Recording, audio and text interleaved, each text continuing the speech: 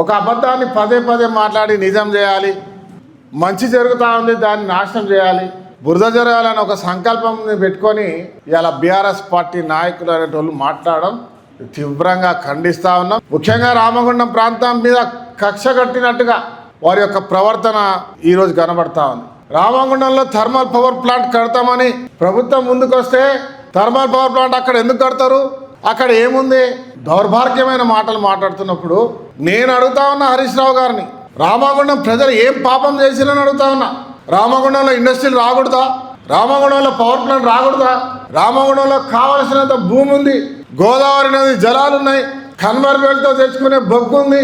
ఇవన్నీ ఉండగా తెలంగాణ విభజనలో వచ్చిన 5x800 పవర్ ప్లాంట్ వచ్చింది. మీరు ఎందుకు చేయలేదు? అది చేస్తే కనుక ఈరోజు అది ఆచరణ నుండి రాష్ట్రానికి కరెంట్ వచ్చేది కదా. మీరు యాదాద్రిలో ఏ ఉద్దేశంతో 5x800 పెట్టిండ్రు? అక్కడ నీళ్లున్నాయా? బొగ్గుందా? ఏమైనా చౌకగా భూములు ఉన్నాయా? ఇవాళ భూములు అత్యధిక ధరలకు కొని స్కామ్ చేసిన చరిత్ర మీది.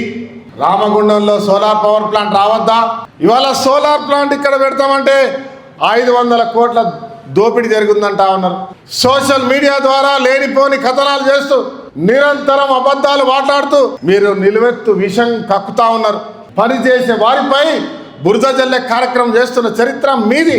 రామగుండమైనటువంటి ప్రాంతం పవర్ ప్లాంట్ పెట్టాలని నిర్ణయం తీసుకుంటే కేంద్ర ప్రభుత్వం కూడా దానికి సంసిద్ధ చూస్తే మీరు కళ్ళ మంటతో ఓర్చుకోలేక మేము చేయలేని పని చేసినారు, మేము దోపిడీ చేస్తే వీళ్ళు మంచి చేస్తున్నారు అనే దుర్మార్గమైన ఆలోచనతో నిందలేస్తూ ఉంటే రామగుండం ప్రజలు తగిన బుద్ధి చెప్తారని చెప్తా ఉన్నా.